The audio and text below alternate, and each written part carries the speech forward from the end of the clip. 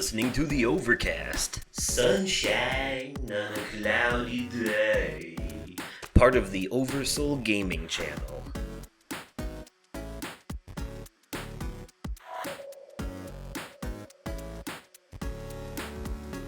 Hello there, everyone, and welcome to the Overcast, the joke-making, fun-having pop culture podcast. I am your host, Justin, aka Oversoul. And I am your host, Nick, aka the Vaping Fiend. Yes, and we're bringing you sunshine on a cloudy day. Yes. And, it seems like we're in need of some sunshine because it's been cloudy days all around lately. Lots it really of rain. has. It really has. Been lots of rain. Lots of rain. Yeah. And I said I was yes. ready for the fall weather. I said that in the last episode we recorded, but not the last one that came out by the time you're hearing this. This episode, I'm gonna warn people ahead of time, there's gonna be a little continuity problem here, okay? Because this episode is being recorded before this one and the last one that we put out were both recorded before the Halloween special. Or after the Halloween special, actually. They were recorded after it, but one of them was released before it, and this one was released, like, way after that. So, some of the things you're gonna hear may be a little outdated or out of order as a result. And, you know, some of the things that you by this point may have heard in the Halloween special will, definitely be old. Like, end of September old. Mm-hmm. But, you know... But sometimes you have to do these things way ahead of time when you're working around other people's schedules. Right. So, yeah, hopefully that wasn't too confusing. But anyways, on top of all that, I am not working for the school district anymore. Oh no? No longer custodian there. No. It was a good ride, but see, I was still fairly fresh, and, you know, blah, blah, blah, long story short, budget cuts, yada, yada. It wasn't just me. A bunch of teachers got let go, too. So, Gotcha, okay. Yeah. You know, there was one science teacher there who basically got fired so that they could turn her old classroom into a new teacher's lounge. That's fucked up. That's the fuck up, bruh. They wonder why our education's going down the drain. So here's what's funny. For some reason, apparently my phone is still on the call system, apparently, so I got a voicemail today from the principal at the middle school giving out the weekly news, right? And if it's a voicemail, I don't get all of it because it's way too long for the whole thing, and it's automated, but I do get to hear, like, the first minute and a half of it, and apparently, and since I haven't been there, I didn't get to see this myself, and it kind of makes me feel like I dodged a bullet at this point, almost literally, because it seems that they've had to have police on the campus a lot lately, and parents have been complaining about it, and the newsletter basically explained that the reason is because the fights between the kids at the school, and these are middle schoolers, mind you, have gotten increasingly more violent, apparently. Jesus fuck. Yeah, so because of that, you know, they've had to have police presence there, and all of the staff, have had to be, like, crisis trained and stuff like that. And look, at the end of last school year, before the summer started, in the last couple of weeks there, we were getting a, bang bang threat about every other week. So it was just that kind Jesus Christ. Yeah, it's been that kind of thing. So yeah, so that's where I'm at. And by the time people are hearing this, I may or may not have a job somewhere else. I'm trying to find another custodial position because I kind of like that. So, fingers crossed I can figure something out there. I do not want to go back to fast food or retail, but, any port in a storm. Yeah. That being said, though, outside of that, though, I've been taking advantage of this newfound free time to crack down on recording some Let's Plays, and it is also giving me the time to enjoy some things that I'll talk about in the media corner later. But on top of Yeah. that, started the new season of Loki. Folks, you might hear us talk about some media stuff in our life updates now. If it's not going to get a full media corner presence, just if it's like a show we just started and haven't finished, so we can't fully, talk about it, or something like that. It'll give us room to kind of throw that in there. So, because I don't want to put these shows in my media corner until I finish the season. That way I can give them a full review. So I I started season 2 of Loki, 2 episodes in, been pretty good so far. I Oh yeah, started the new I the need new to get. season I of need to. Fam. I need to start watching Loki. Yeah, I haven't. I haven't gotten on that. I haven't gotten on that. That ship yet. that's all good. Um, I can never pronounce the guy's name. I think it's like Ki Hun Kwa or something like that. But he plays Short Round in the Indiana Jones movies, and he's in the new season of Loki. Okay. Yeah, he's older now. He Gotcha. plays the husband in Everything Everywhere All at Once as well. One of the main characters. Um, Okay. but besides that, I also started the new season of Family Guy, which just started a couple Sundays ago. So they've been 2 episodes in. There should be a new one tonight, or there was a new one tonight as well, I think. At the time of recording this. Okay. Yeah, so that's been okay so far. It's Family Guy. Nice. Yeah. What else? There was something else. I know there was. I've been watching a lot of the kill counts on the Dead Meat podcast, or not Dead Meat podcast, but the Dead Meat channel on YouTube. Just going through like whole series. Like I watched all the kill counts for the entire Halloween franchise.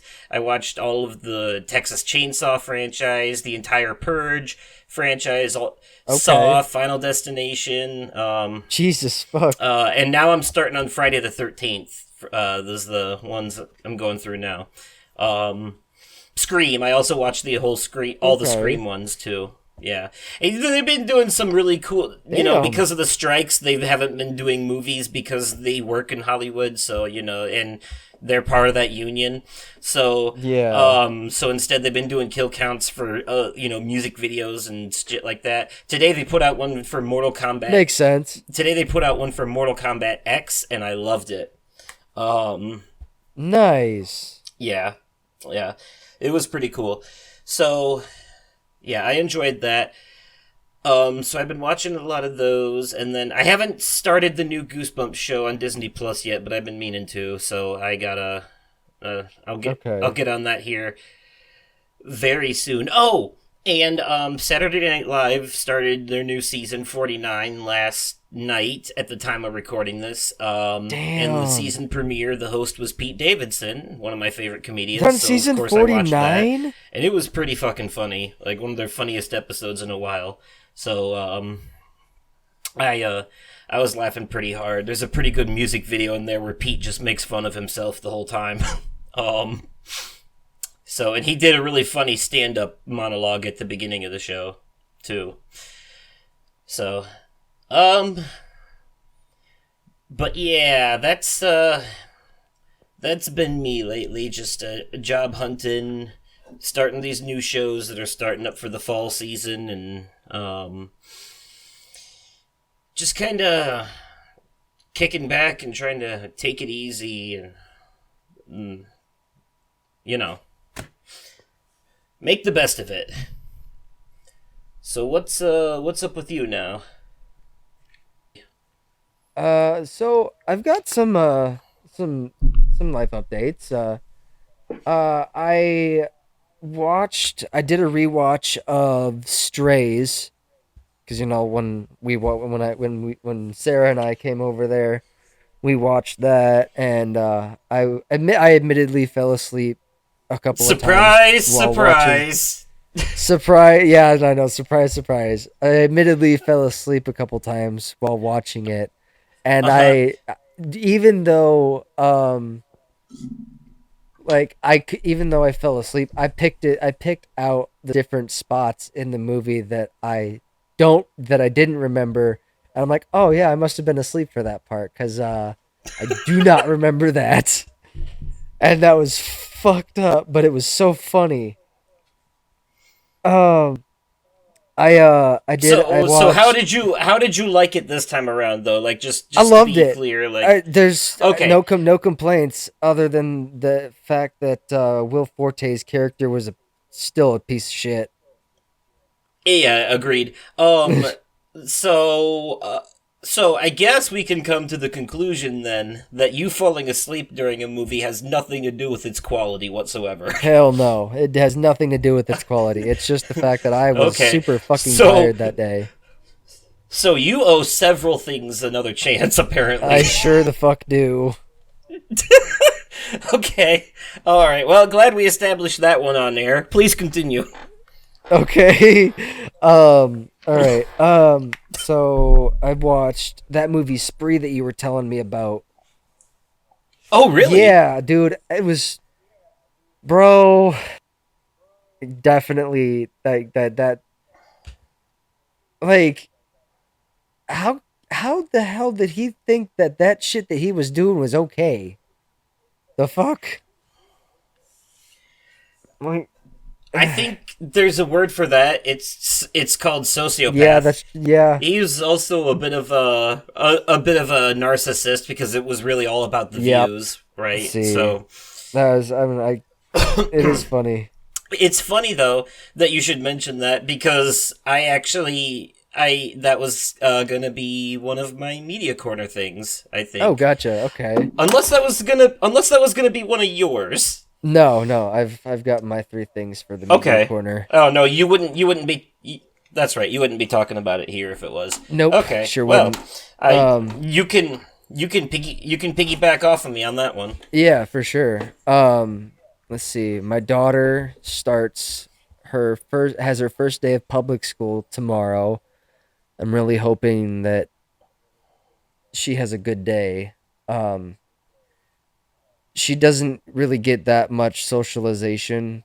Uh, I've been homeschooling her, and I've been having a hard time like sitting down with her and getting her to pay attention and do the work. I don't. I'm not a teacher.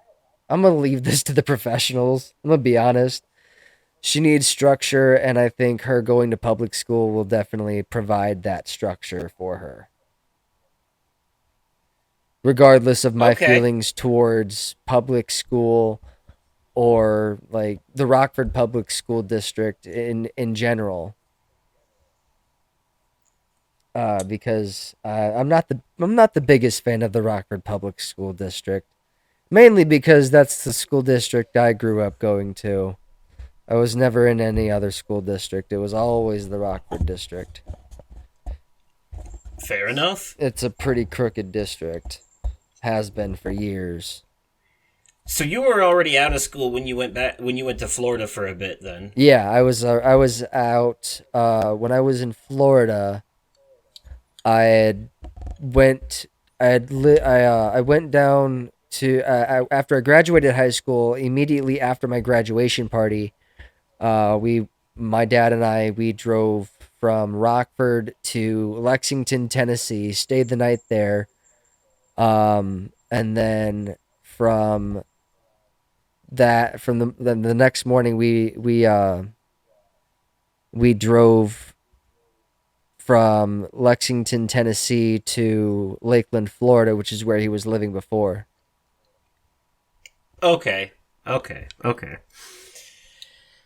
I see. Oh man, so many moons ago. Um and I am temporarily holding on to the cat that you took from me. I have her back at the moment. Yeah, yeah.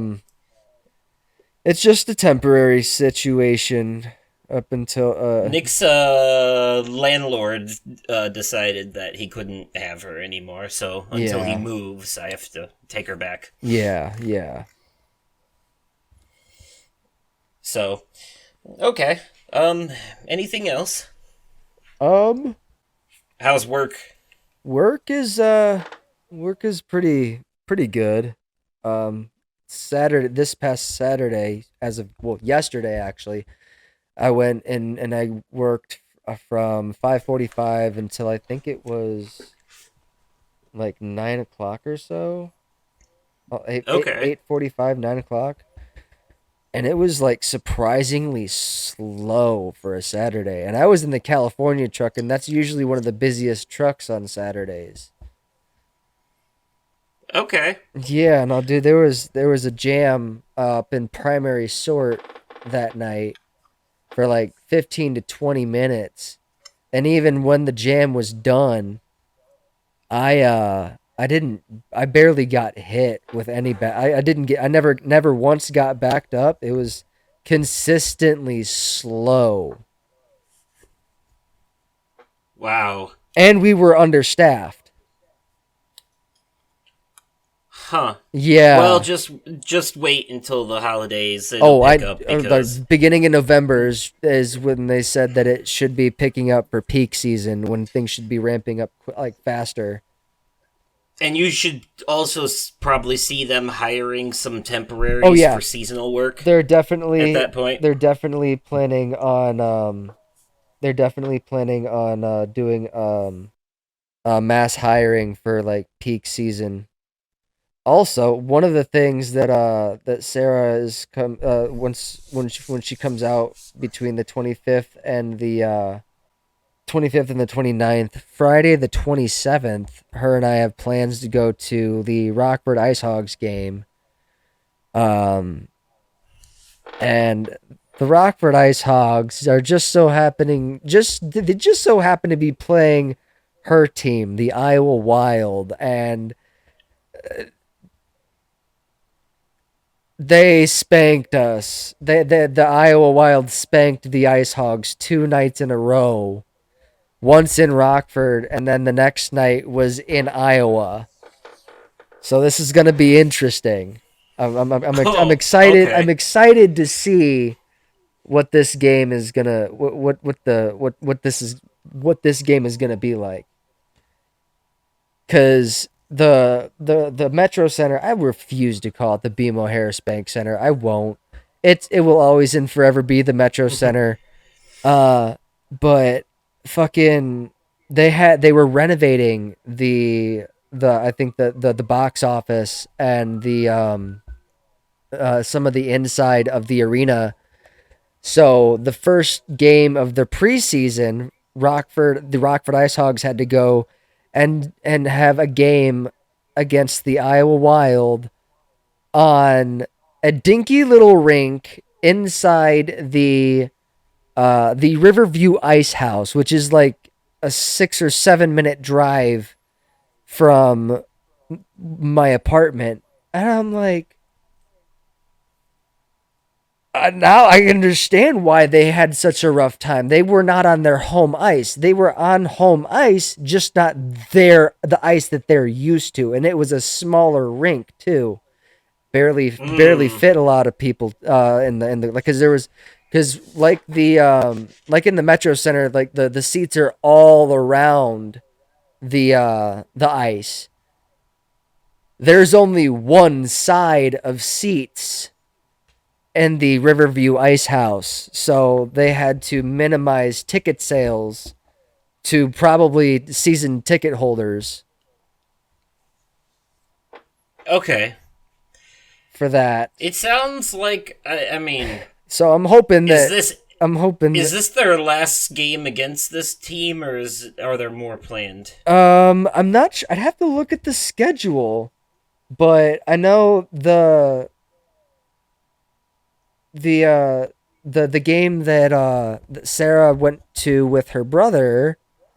um it was a preseason game, but it was against the Rockford Ice Hogs in Iowa, and yeah, she got, yeah, 7-2 or yeah, 7-3 was the ending score, and Rockford ended up with the lower score, unfortunately. Um, So but I was gonna say if this is the last. game, then the best they could hope for is not a blowout because it And sounds like the other team already got the best 2 out of 3. bro, you ain't lying though.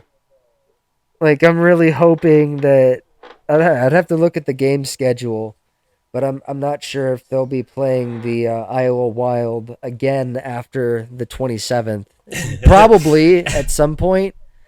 sounds I could sounds like it's I'm been gonna go check the schedule right now. It actually sounds like it's been a shitty sports season for everyone this year, because I Dude, was listening to Markiplier's Distractable earlier, and they were like, it's a bad football season for Ohio fans. bro, it's a So, bad season for the Bears.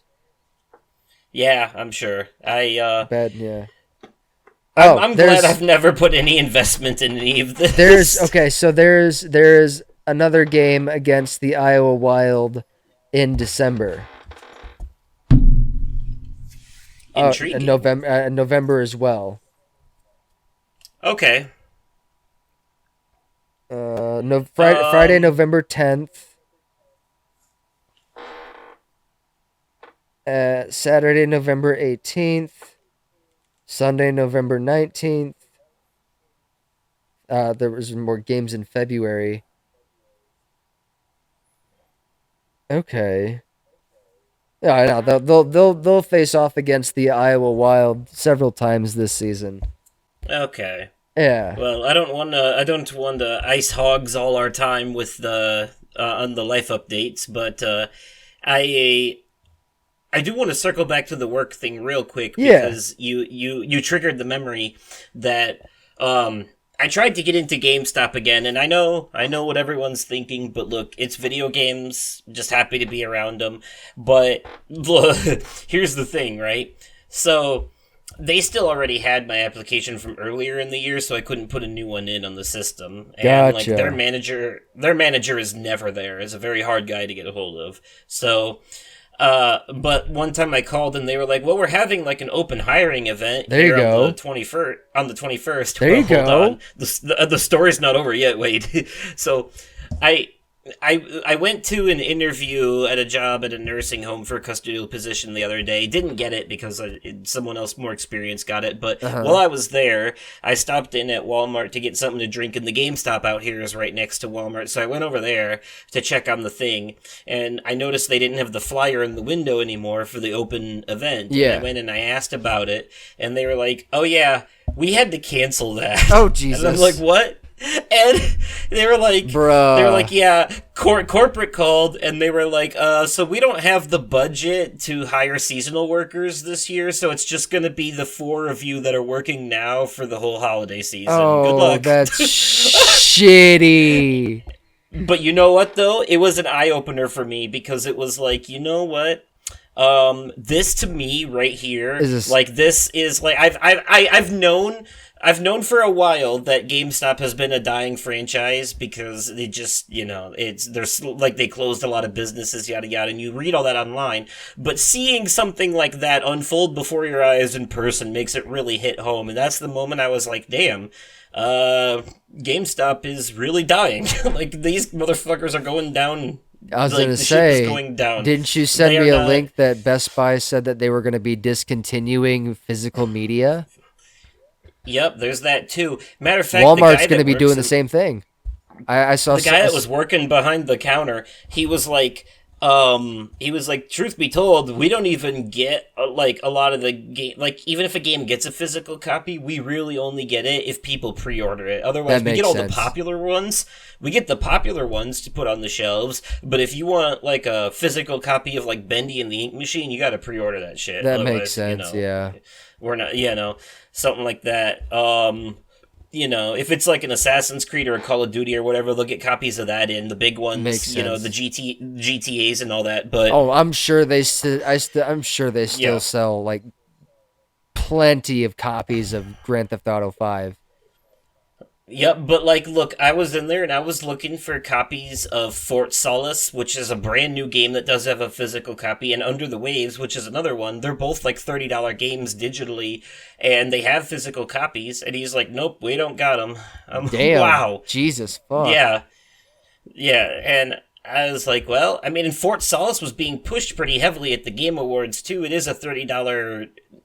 It's one of those games that falls in between AAA and indie. One of those AA games like Plague Tale or Hellblade. Yeah. So, um, so like it should be there. I would think. And Troy Baker is in it for fuck's sake. Like I Right. think, Yeah. but no, yeah, so that just proves to me that it's about time to be done with the GameStop. So you know what though? I felt bad because the guy that was there, he was like, "Yeah, I just got hired 2 months ago," and I was like, "Oh, you poor soul." But you know what? I'm like, so I did a pity pre-order because I know from when my brother used to work at GameStop that they work on commissions Yeah. Yeah. too a For lot. sure. That So makes sense. and I was like, well, there's a game out now digitally called Eternights that I'm interested in. It's a JRPG, but there's a physical copy coming out next month for like $30. So I'll just pre-order that. I'll just put the $5 down. I'll just do that. And then I found a copy of a game I've been wanting Hmm. on sale for $10. So I bought that while I was there too What because game? it's an HD remaster of Shin Megami Tensei 3. Okay. It's the series that the Persona franchise is a spin-off of. If it wasn't for Shin Megami Tensei, there would be no Persona. Gotcha. So, Okay.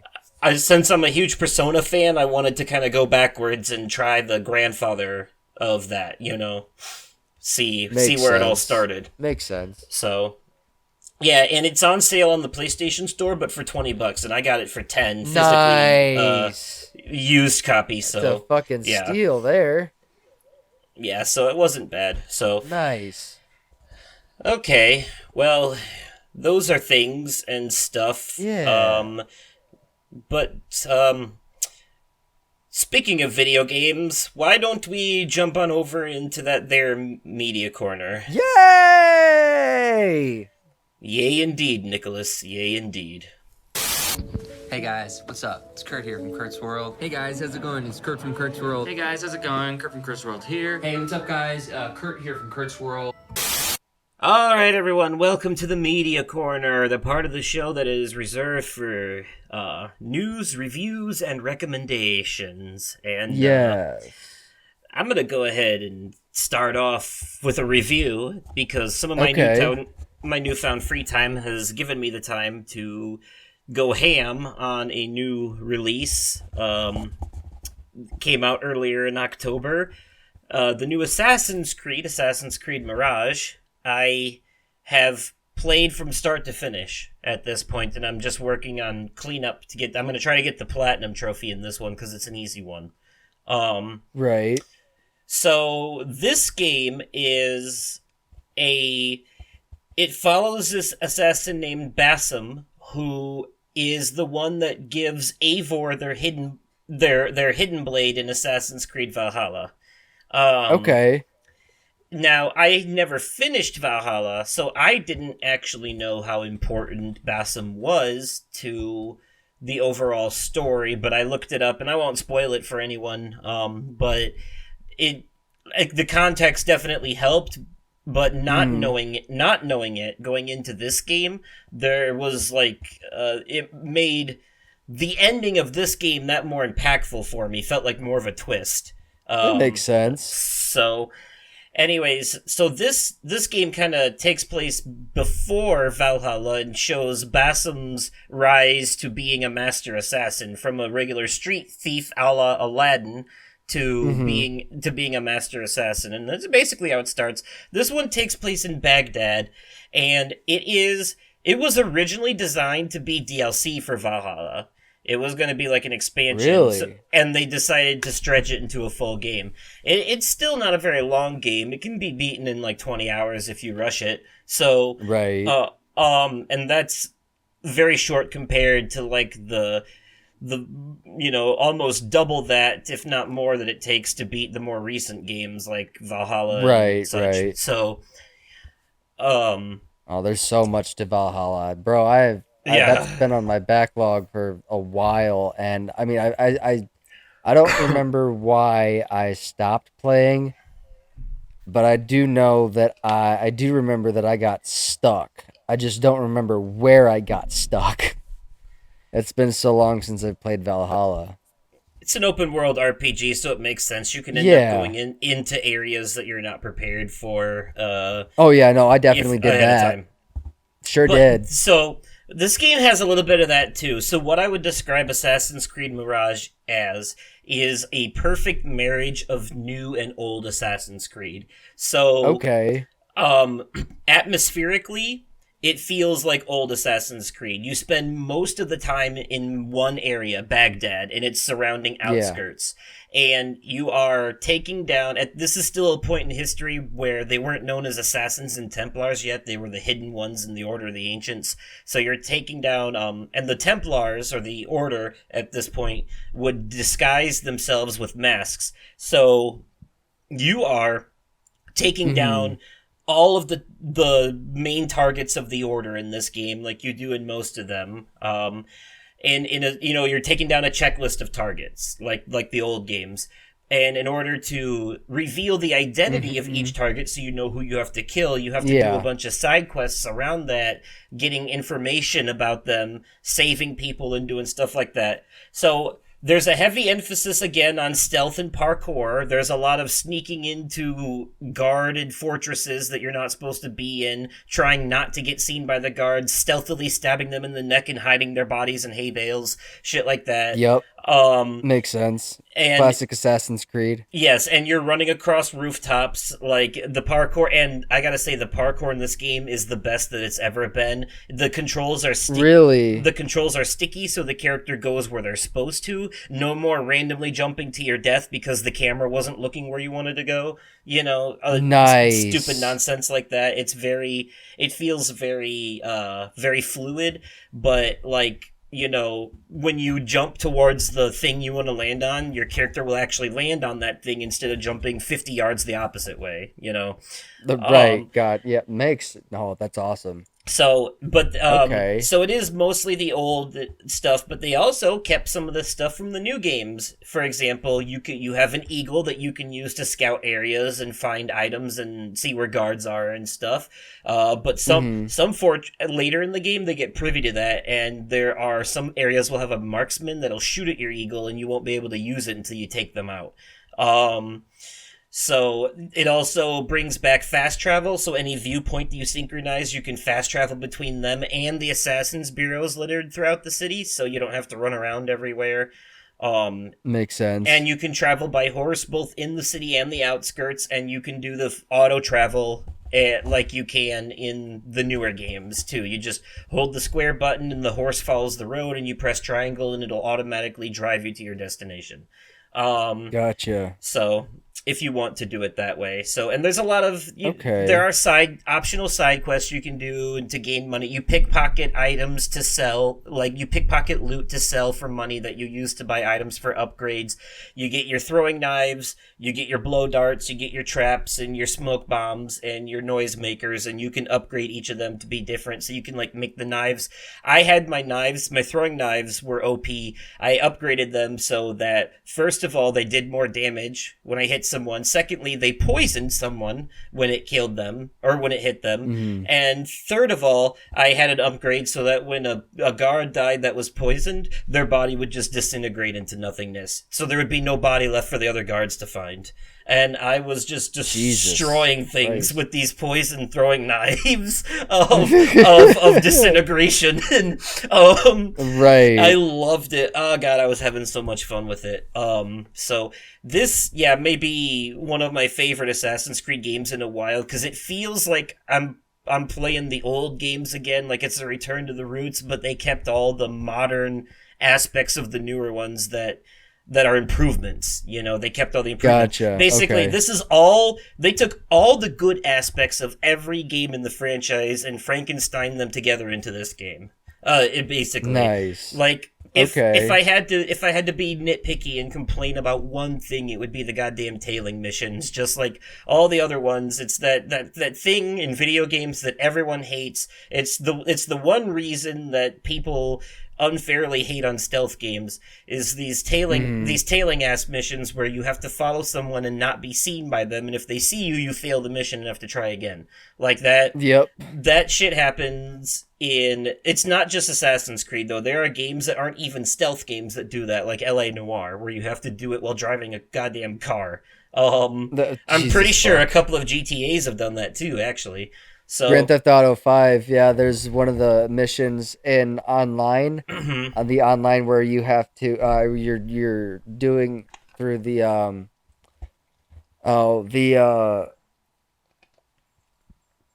celebrity agency, the agency building, okay. and you have to to do one of like the contract missions. It's you have to stay behind far enough on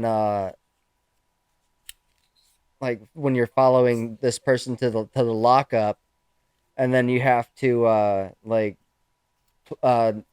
take out everyone that's in the lockup, and then plant these bombs, and then leave the lockup, and then push the call the detonator button number on the in-game phone once you leave the lockup. Okay. Yeah. Now, there's there's a lot of similar missions to that. Like there's the random like grow house, or like the weed farm missions.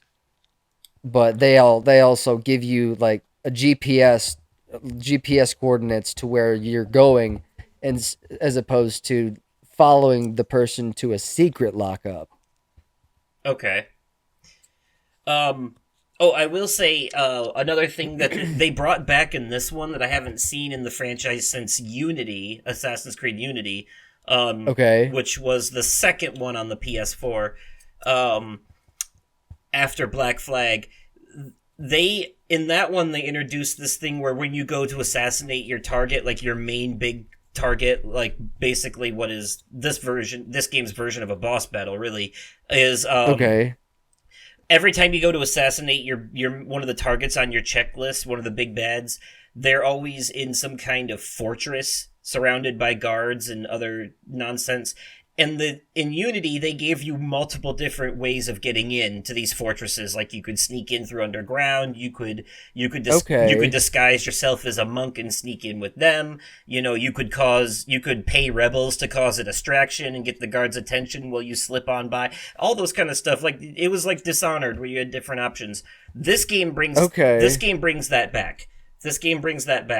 So like, for example, I have to check it out. The very first target that you go to kill in this one, I was able to get him to come out of hiding by I talked to this merchant outside the gates, and he told me about his problem, and so I paid these other merchants to let me slip in with them, kind of like a callback to the very first Assassin's Creed, where you could disguise yourself among a group of monks as you slip past the guards at the gates, and once I was in there, I just had to retrieve this guy's package, which required a few more distractions. And once I had it, I had to sneak it back out and give it to him, at which point he allowed me to sneak back in with him, and he started causing a fuss by yelling at the window, and he got my target to come out. So while he was down there yelling up at him, getting his attention, I, had to sneak up the stairs, kill a few more guards, get perched above the guy, and then I, jumped down and assassinated him. And that was, like, one of, like, 3 different ways I could have gone about that situation, So that was, so I thought it was pretty cool that they give you those options in this one. Yeah. And, of course, the further in the game you go, the harder it gets. And Baghdad is separated by districts, and each district every time you kill a target, your rank goes up.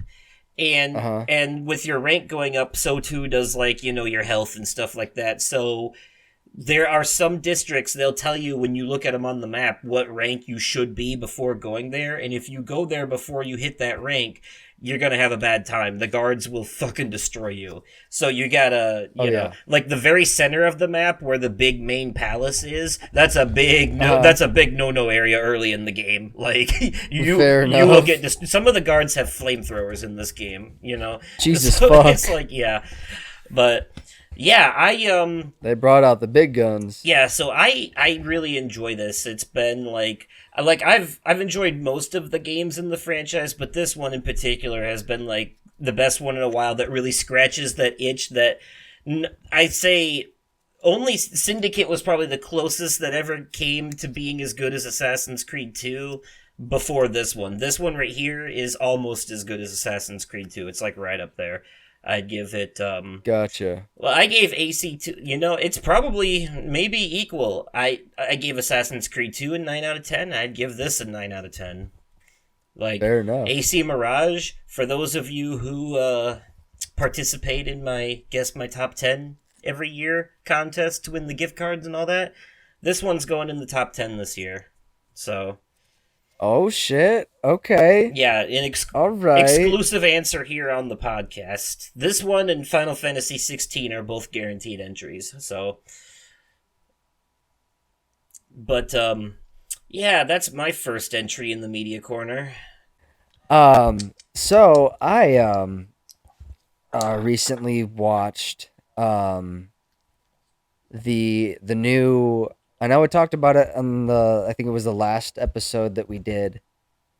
The last one we recorded, not the last one that came out, but yeah. Last one we recorded, yeah. Last one we recorded, I talked about. I already talked about. Yeah, talked about the new Haunted Mansion movie on Disney Plus, and oh my god, it didn't like resonate or like coincide with the story of the ride, but I'm not complaining because Okay. I like what they did with this. They put a completely new twist on it, and holy shit, this is not one of those if it ain't broke don't fix it moments. They actually I at least that's my personal opinion. It might be a hot take. I don't know, but that's I personally I loved it. I loved it. It was good. You like it more than the Eddie Murphy one? I can't say that, but I like it separately on its own. Okay, that's fair. If that makes sense. Yeah, that does make sense. That does make sense. I went into it not like basically based on the trailer I thought they were going to like stick to some of the story, but I will say Jared Leto is in this and he plays the role of the main ghost villain. I'm not Okay. gonna like go into detail as to how that happens because that would be spoiling it if you are planning on watching it. But it's a solid 9.5 out of 10, bro. I guess all I want to know is like how far do they veer off from the original, like the creative liberties that they take? What are some of the major changes? I guess you could say. So Rosario Dawson and her son move into actually, you know what, here, let me go and read the synopsis or the Haunted Mansion. The plot. A single mom named Gabby hires a tour guide, a psychic, a priest, and a historian to help exorcise her newly bought mansion after discovering it is inhabited by ghosts. Right. Yeah. Yeah. That part we knew already. I was just wondering, and that is still a similar plot to the original, but from there, where does it change? So okay, I can't really think of a way to say anything without spoiling anything. Well, you don't have 'Cause you don't have to it risk is spoiling the original anymore at this point because it's older. Well, yeah, no, it's This is a completely different story. Okay, so it's Haunted Mansion only in name. Yes, correct. But there are still some things that are canonical to the ride, just not within the story. Like Madame Leota, the psychic ball is played by Jamie Lee Curtis. That was a really good one to see in there. Rosario So Dawson plays the role of the mom. some of the characters are the same as the original then? Just like the ghosts and stuff that are in the house. No Okay. other no other the only canonical parts of this movie that are that are canonical. Yeah, wow, words are hard. The only parts of the movie that are canonical to the ride are inside the mansion. Okay. So would you Like say none this of the is more of a remake, reboot, or requel? uh I'd say it's a completely separate film. So a reboot then. Yeah. But the priest is played by Owen Wilson. The uh the college professor is Danny DeVito, and Jared Leto is the role of the Hatbox Ghost. And the Hatbox Ghost is the main villain ghost. I have to imagine with Owen Wilson and Danny DeVito, there's got to be some funny moments in there. Oh, dude, this movie's fucking great. It's great. It's listed under comedy, drama, family, fantasy, horror, mystery. Okay.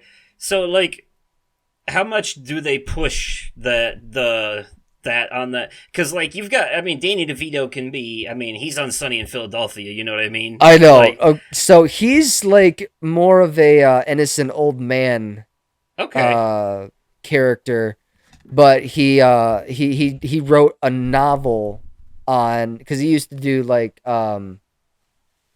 ghost hunting type stuff, and he wrote a book about the mansion and had been wanting to visit that mansion for the longest time, and he finally got the opportunity to help the priest and the other the other paranormal expert, the psychic, no, the tour guide, the psychic, the priest. Okay, the psychic was played by I don't know if you know who Tiffany Haddish is.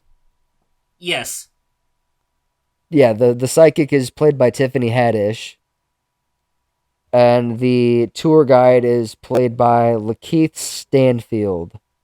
But I don't see any other like big names that would be. Oh, there was actually a surprise like little small role, but Joe Coy was a daytime bartender in this movie. Oh yeah, yeah. I think you mentioned that before too. Yeah, Okay. So you enjoyed the movie now that it's come I out and you've did. seen I it, and did. I really did. I loved it. Loved every minute of it. okay, I'll have to give it a. I'll have to give it a looky loo at some point Yeah, myself. it's Um. good. Okay. I I also watched a movie recently that falls in the October genre, but definitely not family friendly. Right, You right, right, mentioned right. it earlier, and that movie I did, was Spree. bro. I watched it a couple weeks ago, but I forgot to talk about it last time, so I figured now would be good. Because I didn't have anything else since I spent a lot of time playing Assassin's Creed and not much else. Gotcha. So yeah, in this movie, Joe Keery from Stranger Things plays this wannabe live streamer who isn't getting the views that he wants, and it basically causes him to become a attention-seeking sociopath. And he gets the bright idea to become a rideshare driving serial killer and live stream his exploits to try and get viewers. And of course, Bro, he runs into issues. He runs into issues. Yeah, definitely. He really fucking does, though. This movie is one of those what they call screen life movies, which is the modern day evolution of found footage films. Yes. Like, because found footage films used to be like VHS video camera style stuff, and now it's screen life where you see things through the lens of phones, computers, police body cams, shit like that. Yep. And the whole thing is from the perspective, like the entire movie is from the perspective of people's phone screens and computer screens and stuff like that. Just like that movie Unfriended. Yeah. Sure did. There's a few like that. I think I can't remember the name of them now, but it's like a whole subgenre of horror at this point. But Jesus fuck. Anyways, yeah, it's very good. They do a good job making him into a very unlikable, crazy person, and yeah, dude was fucking nuts. And the other protagonist, I would say, of this show, the final girl, if you will, is played by Shashir Zamata, who is an SNL alumni. And she plays the stand-up comedian, the viral comedian in this movie. I just thought the whole thing was very interestingly filmed. It's not like a masterpiece Oscar winner or anything, but what it is, hell no, this was definitely this definitely gave off B movie vibes. It's a fun movie.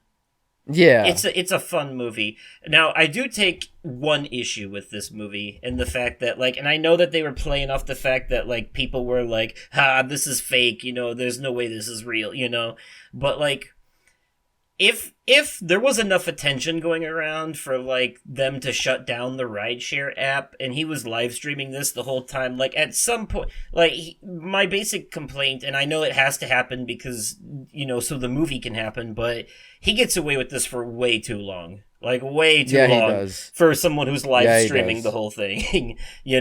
Like, they would have been on his ass in real life after the first couple of deaths.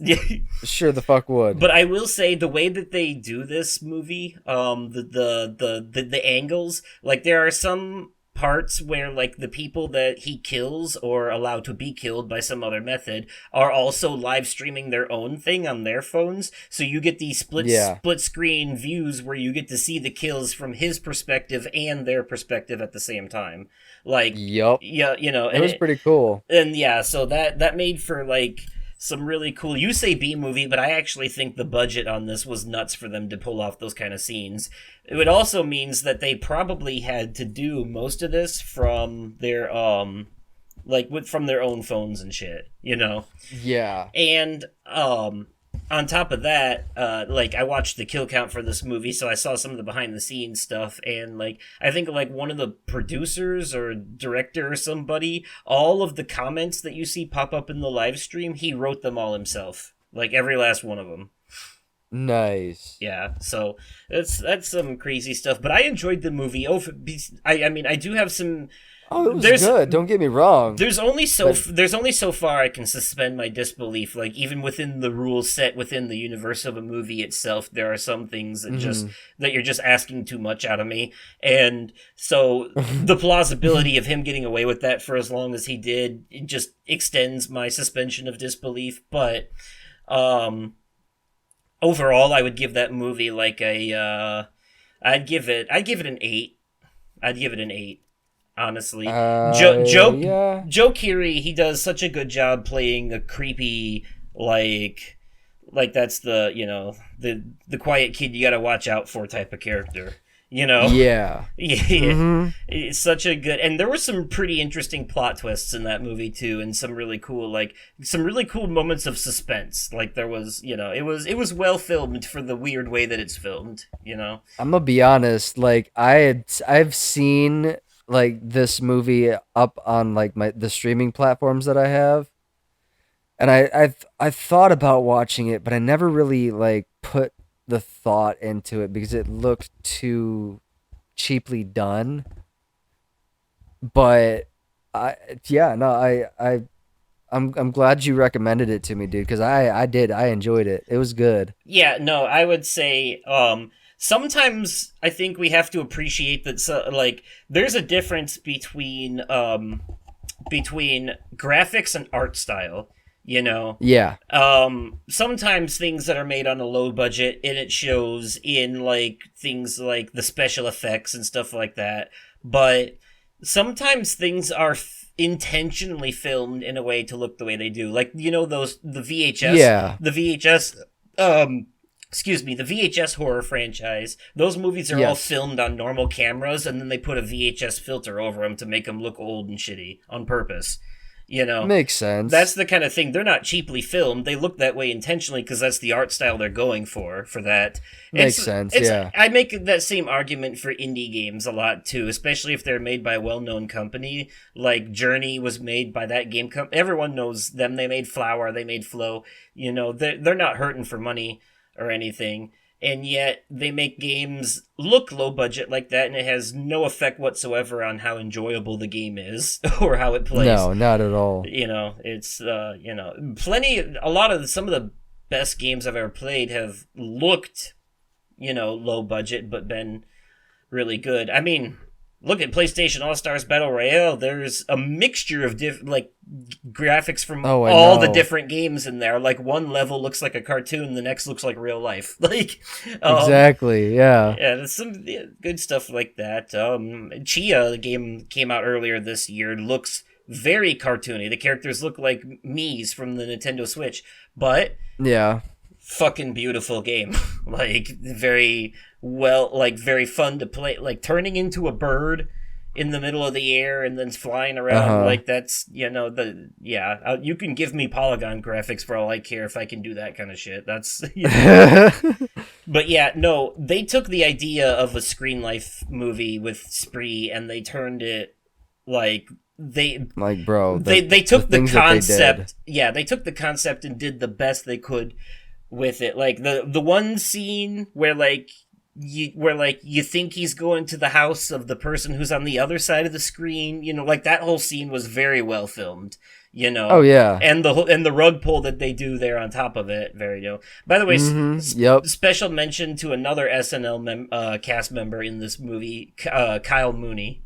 Yeah, Kyle Mooney was in that. Yeah, he was on he sure the fuck was. He was on that show the same time as Sashir Zamata was. So, okay. Yeah, so they were in the same SNL graduating class, I guess you could say. Right. But yeah, I enjoyed Spree. So, I'm glad you saw that too. So you you know, have some input on that one. Yeah. So, all right, what else you got? I watched some of the new Goosebumps on Disney Plus. Okay. And they have 5 episodes out. I only watched, like, I think the first 4. Oh, they put 5 out at a time? I thought they were just going to do 1. They put out 5 episodes, and there's new episodes every Friday. So I don't know how many episodes there's going to be altogether. But the first episode is the Say Cheese You Die episode.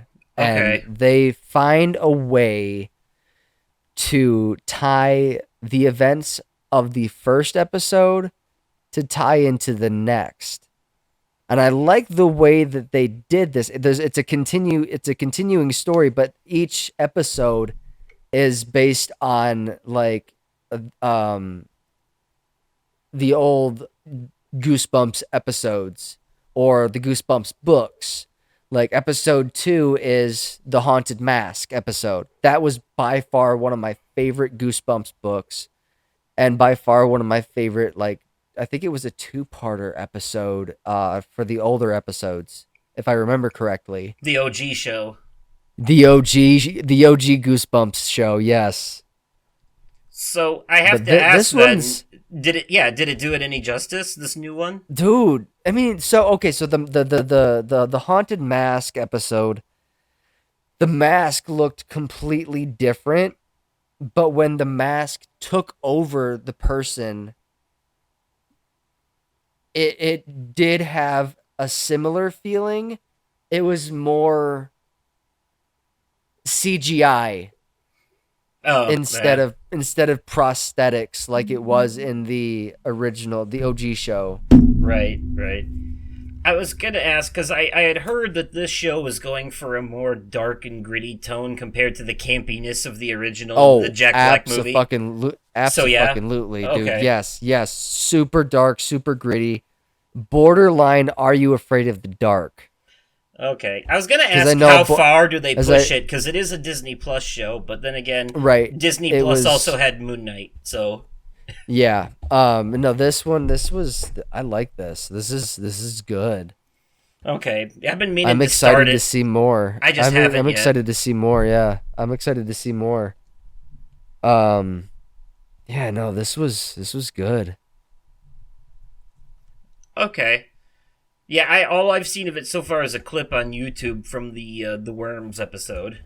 Um, Yep, that was. Oh my gosh. and I know No, I think that was Justin episode. I Long think is that in was the episode. show. Yes, yes, he is. Let me see. Let me pull up the cast list real quick. See if I recognize any of the other names. Yeah, I'm looking through the cast list for this new Goosebumps show, and I'm not recognizing any names other than Justin Long. Okay. All right. Well, I'm not gonna lie. I kind of enjoyed that Jack Black movie from a few years back, but Oh, I enjoyed both of the Goosebumps movies. I'm looking forward to this more like serious take on it. Oh, it's Hopefully. so cool. It's so fucking cool. You're gonna love it. Okay. Well, the last thing I have is news. Okay. Recently PlayStation announced that they are making, now they're not calling it the PS5 Slim, but everyone else is, and it is coming. They Oh announced yeah, I it saw that. they announced it recently. It is a smaller model of the PS5, but it is the same price. It's not getting a price cut. But it but basically the interesting thing about this one is that the if you get the digital edition, the one Uh that doesn't have a disk drive, huh. you can actually buy a removable disk drive for it separately later down the line. So if you're trying to save a little money up front, you can actually like just buy the digital version and then wait until you can afford the disk drive and buy that later and attach it to it. What's the Um, point though? it's customization options for people who like to be in more control of their electronics, so to That makes speak. sense. You know, That makes sense. Yeah. but it also gives you the option to save money up front. You know, because True. the version with the disc drive on it already is still going to be $500, but the digital edition will be 50 less than that. So you can Sarah said she was probably gonna try and get one for herself. Uh, so that her and I can play online, Grand Theft Auto online together sometime. no, the big thing here is that they come with a terabyte hard drive installed as well, Ooh, and there you go. I think the original model came with only like a 500 in it, maybe. So Okay. I could be wrong about that though. Maybe it was a terabyte. It just doesn't feel like it because so much of it gets dedicated to the operating system from the get go. So the thing about this new slimmer PS5 is that Mm-hmm. the overall volume, like the amount of room it takes up, has been reduced by more than 30%, and the weight, like how heavy it is, has been reduced Uh. by between 18 and 24%. So Okay. yeah, it's coming down there now. From what I can tell from the stat charts, though, there really isn't any update to the parts in it. I would have to Mm-hmm. compare them to the parts that are in the current one, but yeah, Gotcha. from what I can see, the CPU, the GPU, and all that is pretty much the same thing, as it's always been. So Yeah. Although don't quote me on that because I'm not side by side comparing it to the current stats, so I could be wrong. But Right. I think they would make a bigger deal of it in the article if it was. But anyways, though, if you haven't pulled the trigger on a PS5 yet, if you were like, man, that's too fat, I don't have the room for it. Well, now there's going to be a slimmer version coming out. So there's that. No, I've got mine. I've had mine for over a year now. Right. Yeah. So, but there you go, folks. The PS5 Slim. It's a thing now. So, Yeah. all I right. got one more thing. This was kind of a two-parter, but considering hockey season is uh going is hockey season is back. I watched both Goon movies. Goon, which came out in 2011. It is about it's okay to give you an idea of what I believe what kind of movie this is I believe that it is loosely based on a true story to the point of being easily compared to Cocaine Bear. Okay. It's got Sean William Scott in it as the main protagonist as Doug the Thug Glatt. Oh, that's right. Okay, now I know what you're talking about. Okay, so he's labeled an outcast by his brainy family. A bouncer overcomes long odds to lead a team of underperforming misfits to semi pro hockey glory, beating the crap out of everything that stands in his way. It's also got Jay Baruchel in it as his best friend. Um, Allison Pill as Eva, the love interest for Doug. Eugene Levy is Doug's dad. I just realized And I haven't seen Jay Baruchel in a long time. Like, I think the last thing I saw him in was This Is the End. okay, yeah, no, that was another good one. Wait, no, I don't know if you, isn't he the voice of What's His Nuts from How to Train Your Dragon, the main guy? Isn't that yeah, him? That's him. That's what he's been doing. That's right. That's right. Yeah. Hiccup. Hiccup, yeah. Okay. And then I watched Goon, the last of the Enforcers. This one also had this pretty much the same cast, maybe with a few new with a few new people in it. This one was interesting. It says a hockey player plagued by injuries is confronted with the possibility of retirement when a tough new player challenges his statues as the league's top enforcer. So it's the Rocky of hockey. Pretty fucking much, yeah. Okay. It's this one is a direct But comedy. Yes, it's cut. But dude, there's so much blood in these movies, Of course. bro. Like Because because if don't you know fucking slapstick is funny, especially when is you're actually being slapped with a stick. if fucking Like- okay, so if fucking Quentin Tarantino did like sports comedy movies, these would both easily be pegged as Quentin Tarantino based on how much blood is in these movies. Yeah, I could see that. I can take or leave slapstick for the most part, like, if dudes getting kicked in the nuts and shit like that. Like It says it's comedy, the, drama, sport. like the Jackass style slapstick, right? Oh, yeah. That over the top like injury stuff. But Mhm. but the slapstick that will always make me laugh no matter what is Three Stooges because of the comedic timing. Oh my God, is just so yes. perfect. Yes, I love the Three and Stooges. the fucking cartoon sound effects as well on Yes. top of it. Yeah. Fwonk, boom, chain. Like, Yeah, no, basically Doug Glatt, he goes to a hockey game with his buddy Pat, played by Jay Baruchel, and they this movie came out in 2011. So if you guys haven't seen it, I'm sorry, but I'm gonna spoil it a little bit. Um, it's Statute of because limitations. This is a podcast after all, so pretty fucking much. It comes with the territory.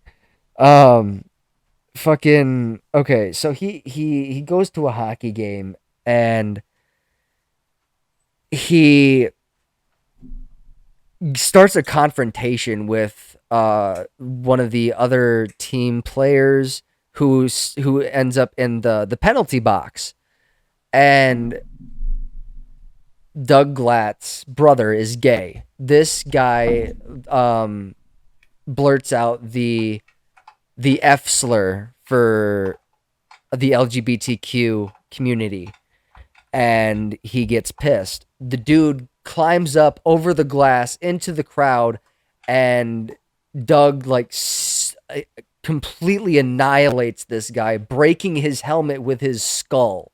The coach was so impressed by this, he called him on, because Jay Baruchel's character has a paid programming TV show called Hot Ice or something like that. And okay. the coach called in on the show because he had Doug on the show with him. And the coach said, "Hey, this is the coach from the hockey team. I was really impressed with your performance out there, and a lot of other people were. Why don't you come down to the rink for a tryout tomorrow or Monday at 8 a.m. So he goes down there, and he tries out. He can't skate on the ice for shit. So the whole reason the coach recruited him in the first place was to watch the back of, or basically fuck up the other team, basically like the team's bodyguard. And then the coach's brother is the head coach of the Halifax Highlanders, who is a step down from the major leagues, so a step down from the NHL. Okay. And that's where Doug really makes a name for himself, making money and doing all this whole basically the same thing. He's basically the brute force of the team. He wasn't hired to play hockey, he was hired to fight. Okay, it's typical sports underdog story in it's raunchy comedy style. It's so good though. It's fucking hilarious. The Mighty Ducks with more fucks. Pretty much. Yeah, both films rated R for obvious reasons. Yeah, for Sean William Scott reasons. Fucking Stifler, bro. Yeah. Yes. Oh boy. Stiffmeister, yeah. Okay. But yeah, no, the second one was really good. That was actually the first time I actually sat down and actually watched the second one. So you'd already seen the first one. I had seen the first one plenty of times. And, okay. Yeah, the second one came out in 2017. Okay. So the first one came out in 2011, and then the sequel, Last of the Enforcers, came out in 2017. Okay, and you like the sequel too? Oh, it was good. I loved it. Absolutely loved it. Cool. All right. It's a hockey movie. Of course I'm going to love it. Well, folks, there you have, just for a recap, I'm going to start doing these at the end of the Media Corner real quick. We have a review for Assassin's Creed Mirage, which with a heavy recommendation on that one. I'll have to check it out sometime. Yes. And then we had a review for The Haunted Mansion, yes. Which sounds like it's also a recommend. So good. And then we had a review for Spree, which is a solid recommend from the both of us. Yes. Maybe a most like an 80% recommend and a 20% caution on that one. Yeah. I'd say that. I could agree with that. Just because, not that there's anything wrong with it, but like you're gonna have to suspend your disbelief to get, just have fun. Just have fun with this one. It's not, on that. Yeah. And then we had news about the new PS5 Slim coming out, and then we got I would say less of a review and more of a recommendation because it's older for the two Goon movies. Yes. So Spree is on Hulu for Yes. anybody that wants to watch. Goon, the first Goon movie, is also on Hulu, and Goon, the Last of the Enforcers, is on Netflix. And Haunted Mansion is on Disney Plus, and Assassin's Yes. Creed Mirage is available on PS5, Xbox Series X and S, and PS4 as well. So, I think PS4 as Yes. well.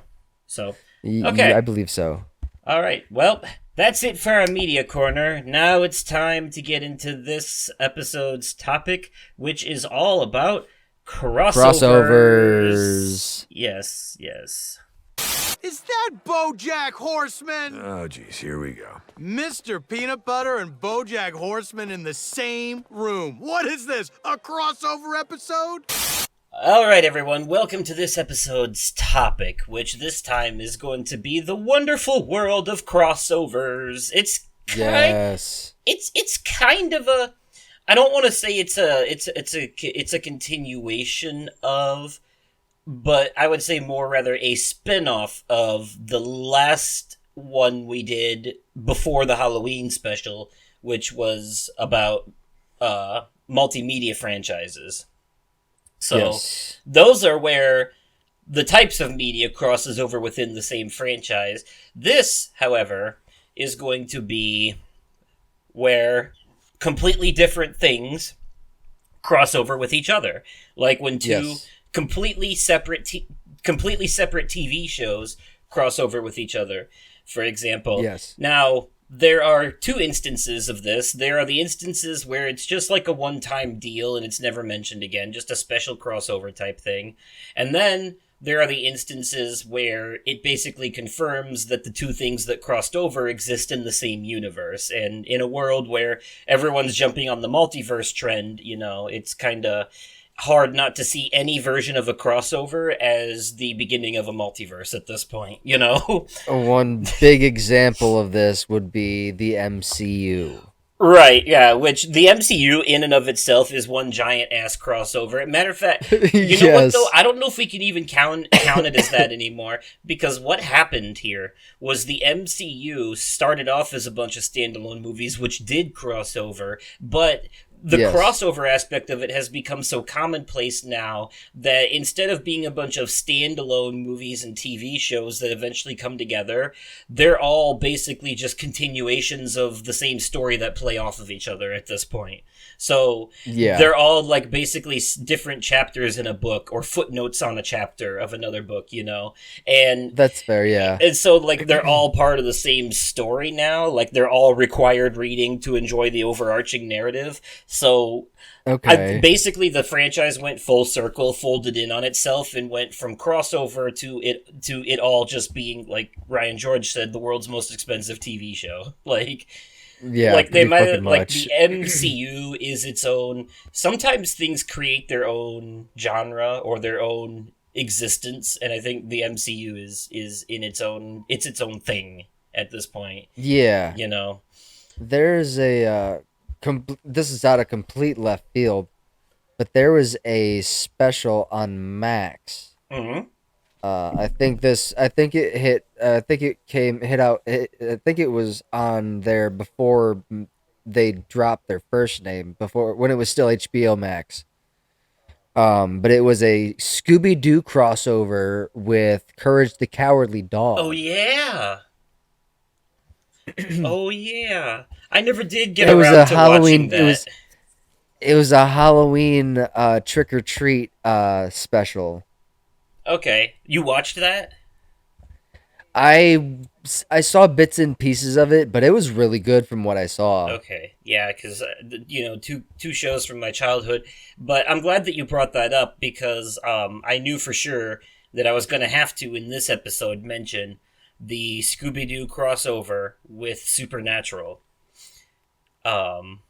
Oh yeah, Scooby Natural. That was by far my favorite episode. Yes, yes. By It far was my favorite a episode. very good Yes. episode, and it was crazy because like them being in the cartoon brought like the rules of their world into the Scooby Doo universe. So like so Mm-hmm. the cartoon characters were getting actually injured for real, and it was very disturbing and a little off putting to see Shaggy like actually break an arm. You know, like I Yeah. was like, That damn, was they put some dark ass stank on this. Like, they did. oof, yeah, they supernaturaled Scooby Doo, not the other way around. They sure You know, right. they didn't Scooby Doo supernatural, they supernaturaled Scooby Doo.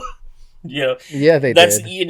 because that's one of the things I want to talk about too. Whenever they do crossovers, I want to say if we can see if we can decide who's the dominant crossover, like who's the dominant in the crossover. You know what I mean?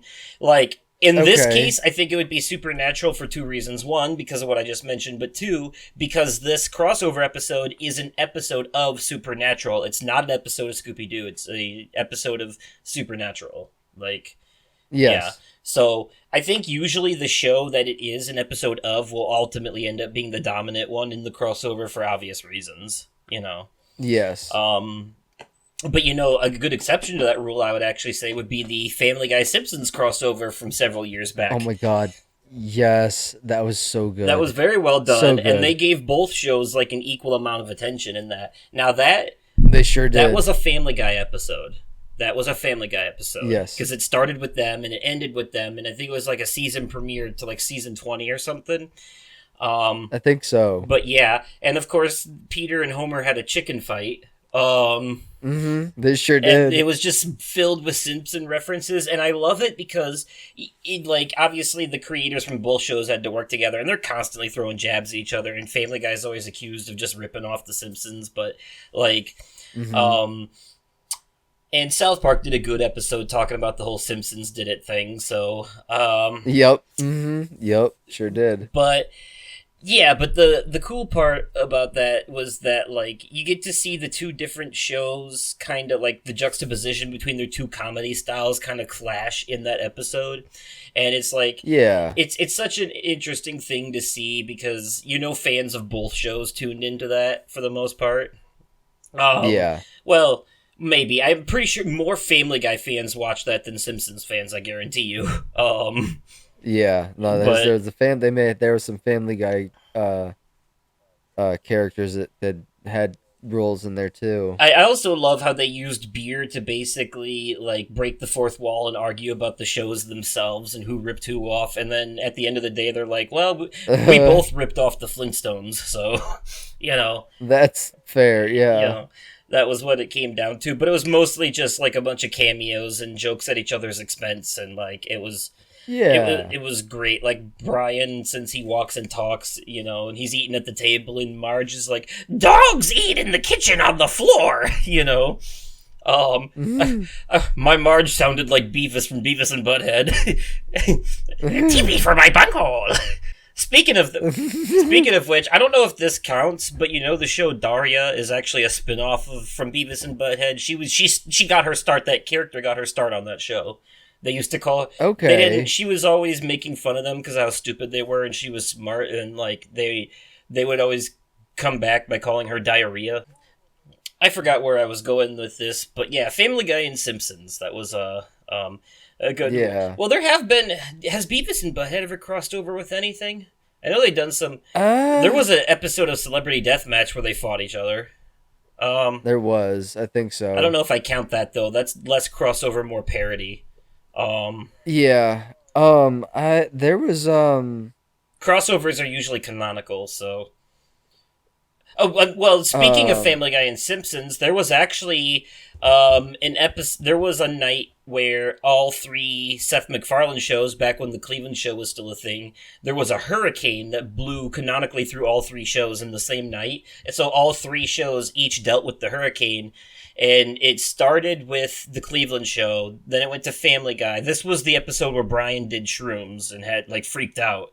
Oh yeah. Yeah, and then it ended in American Dad, because that was like a flooding. Back when it was still on Fox. Correct, yeah. And then at the end of American Dad, all three houses ended up like crashing next to each other, and like all the dads come out of all three houses, and they're like, it's like a crossover. Like they end the 3-episode Hurricane crossover with all of them actually ending up together. They actually did that a lot. They crossed, since Cleveland Show was a spin-off of Family Guy anyways, and American Dad was also a Seth MacFarlane show. They just pretended that they took place in the same universe, and so they would cross over sometimes. Makes sense. There was that episode where Stewie simulated what it would be like if he killed Lois and took over the world. When he goes to take over the CIA, Stan is working there with Bullock, and he's like, I wouldn't do that if I were you, Joe. And he's like, Joe, my name's Stan. He's like, oh, you kind of look like someone I know, But yeah. Yeah. Oh, good times. There's a lot of good TV shows. The Arrowverse is, Arrow, Flash, Supergirl, Legends of Tomorrow. Every year, I was gonna say, they cross over. The Flash had a cameo from a show that I have actually mentioned on this here podcast a couple times already. Lucifer. Yes. Made a cameo in an episode of The Flash. I only know about this because my old boss had showed me the clip from The Flash. That was part of the so like I said, basically every year those 4 shows had a crossover with each other, and it was basically to reward the people who were watching every show in the Arrowverse, in real time, like I was at the time. And I kind of fell off of them. I fell off of them after Arrow ended, but right before that, the last big crossover they did was called Crisis on Infinite Earths, and this was the crossover of all crossovers with this show, because not only did the 4 shows cross over together, but they drew in a bunch of other DC stuff, like the Adam West Batman and like the original Birds of Prey and the Tim Burton Batman, and yeah, they got Kevin Conroy to play a live action Batman in this, and this is also where they introduced Batgirl before she got her own show, I think, on that as well. Yeah, so I'm gonna have to watch this. Ezra Miller's Flash showed up in it as well. It's called Crisis on Infinite Earths, and it basically took it so that since is it streaming anywhere? You could maybe still watch it on the CW app. I don't know. Because remember that it was basically 4 different episodes of 4 different shows that when you put them together are basically a movie. Gotcha. Okay. And it was very well done. I mean, you got Arrow, Flash, Supergirl, Atom, White Canary, John Constantine, all of them working together. Matt Reeves, no, not Matt Reeves. One of the Supermans, who's played by the same actor who plays the Atom in Legends of Tomorrow, joined them for this little charade. So basically that actor is playing 2 different characters in that. Okay. I think it was Matt Reeves' Superman thing, I don't know. It was one of the ones that people didn't like, but for some reason they chose that character. But it ties in with a lot of stuff. I think there was a mention to Smallville in there as one of the... Yeah. Basically, Crisis on Infinite Earths said everything DC is canon to the multiverse, but then it basically erases the multiverse and shrinks it down so that all of the shows in the Arrowverse now take place in the same universe instead of a wider multiverse. Because that makes sense. Supergirl originally started on ABC, so before she moved to the CW, so to excuse that, they made it so that she existed in an alternate Earth, an alternate universe, alternate reality, whatever. But she would still cross over with them sometimes, because on The Flash they discover interdimensional travel, and the Legends of Tomorrow are basically time-traveling superheroes, so they can do whatever the fuck they want. Right. So, yeah. So they found ways to cross them over, but Crisis on Infinite Earths basically hits the reset button on the Arrowverse and basically combines all their universes together into one universe. So that, Okay. yeah, so, but I didn't get to see the fruits of that moving forward because I just kind of fell off of it and never bothered to go back. And now it would be too much work. So, Yeah. yeah, so. But that's always been one of the big crossovers. Did you ever see when Brooklyn Nine-Nine crossed over with New Girl? No, I never saw that. Oh, that was a good one. 2 Fox comedy shows, Brooklyn Nine-Nine being the Andy Samberg cop show, which was phenomenal, by the way. That's a good one. Yeah, I think you can watch the whole show now on Peacock because after Fox canceled it, NBC picked it up and finished it, so it got a full Nice. It got a full ending. Nice. So, yeah. But their New Girl, which is on Hulu, and a Fox show when Brooklyn Nine-Nine was still a Fox show, the two of them crossed over with each other. Since they both take place in New York, I believe. Okay. So yeah, that was kind of cool.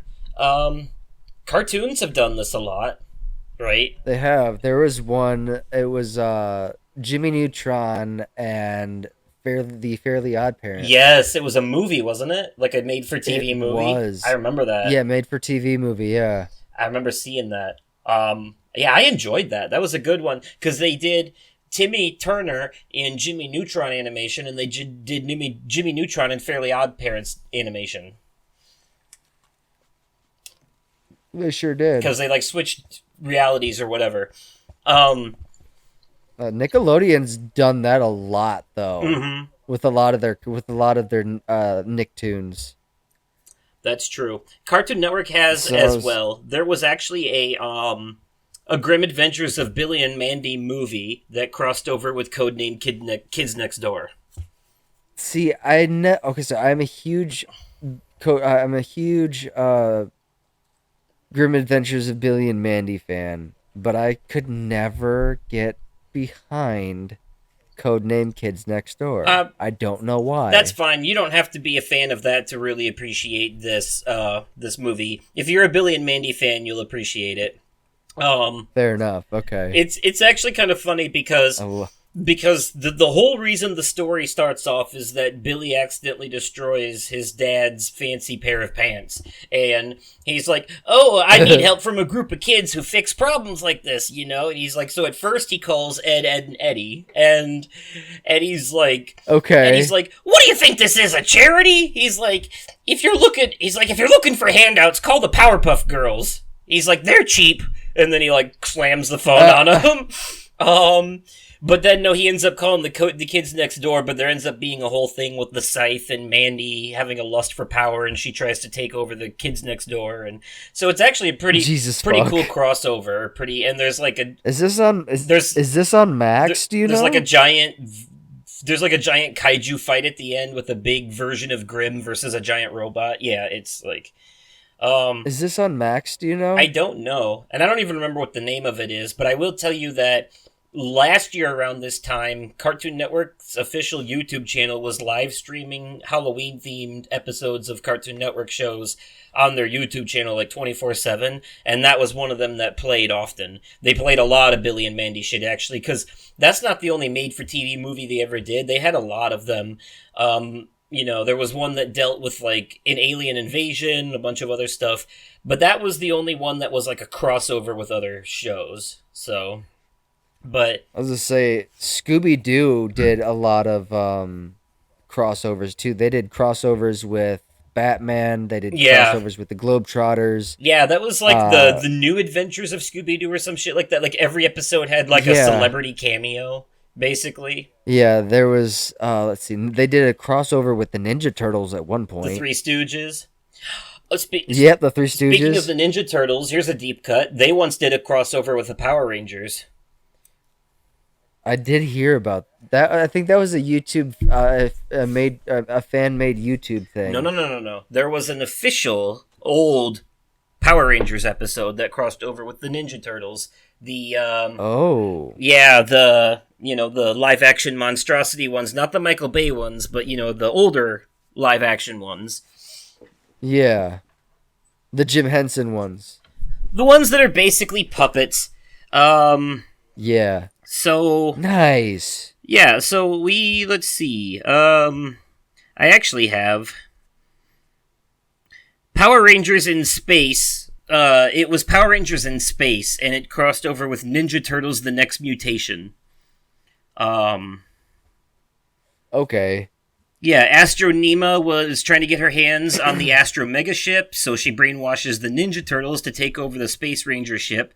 Then they hit an electric storm that frees the turtles from the brainwashing, and both groups get together and expel her from the ship.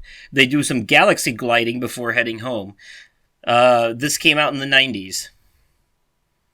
Okay. Speaking of the 90s, Nice. The Fresh Prince of Bel-Air crossed over with an episode of The Jeffersons once. Really? Back in the day. Yes, I'm looking at a list here. Okay. Phineas and Ferb crossed over with the animated Avengers at one point. Okay. Okay. Yes. I Love Lucy crossed over with the Adventures of Superman. Really? Mad About You had a crossover with Friends. Okay. That's so... Was there ever a crossover for The Office? Because I've been watching a lot of The Office lately.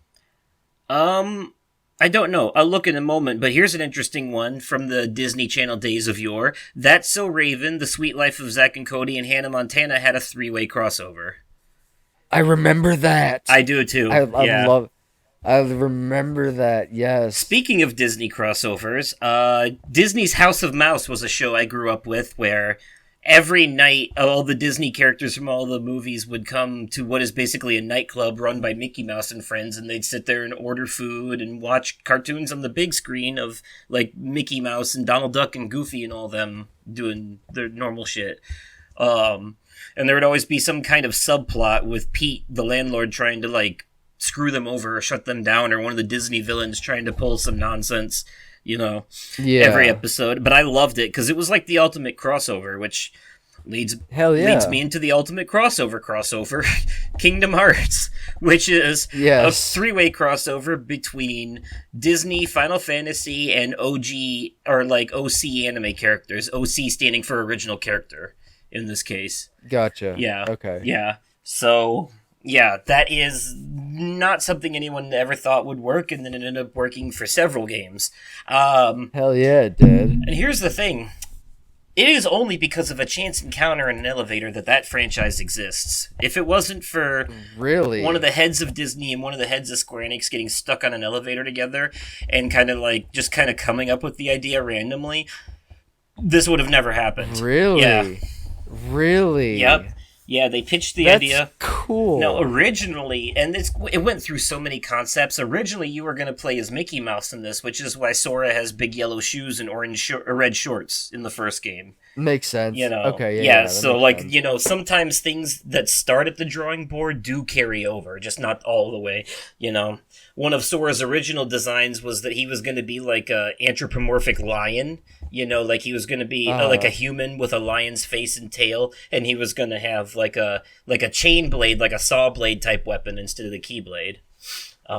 Yeah. So, very interesting stuff, but that's a hell of a crossover. It's got Final Fantasy characters in it, it's got Disney characters in it, and in the case of Kingdom Hearts Dream Drop Distance, they have characters from another Square Enix game called The World Ends With You. And, okay. Yeah, and it gets even more complicated in Kingdom Hearts 3 with the Virum Rex stuff, which is basically a in-universe, tongue-in-cheek soft reboot of Final Fantasy Versus 13, a canceled project that eventually turned into Final Fantasy 15. Jesus. Yeah, which leads to yet another interesting crossover. Because I already mentioned the Final Fantasy in Kingdom Hearts, but Final Fantasy in and of itself has had huge crossover history, mainly in Final Fantasy 15 had crossovers with Assassin's Creed, of all things, believe it or not.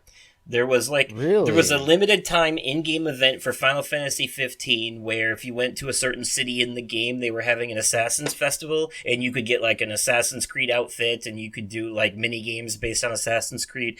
But yeah, you had to play it when it was there. If you didn't get it while it was there, it was gone. It's kind of like how Assassin's Creed Valhalla has in-game holiday events based off real life holidays, so that they only happen in game during that real time in real life, and if you don't get on it when it happens, then you miss it. Right? Like makes sense. like during Christmas they have Yuletide. They have whatever the Norse version of our shit is. Yeah. But it's at your home base in the game. Like your home base, there's like holiday shit going on there.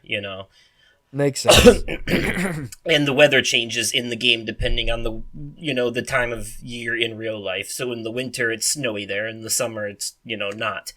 Right. An interesting immersion factor, but I digress. Yeah, Final Fantasy 15 not only did that, but it had crossovers with 14. Like characters from 14 came in and you do quests with them.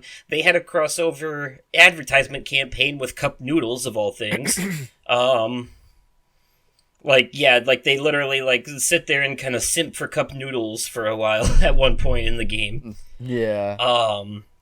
It's fun, and Final Fantasy 14 is an MMO, so it has had crossovers with all the other games, because that's just how MMOs work. They cross over with things a lot, because they're big multiplayer games, so they gotta have, special events and shit, to draw people in for that kind of stuff. Mm-hmm. So they had, the Gold Saucer from 7 has been in there and stuff like that, and then, Lightning from 13 had an adventure in there.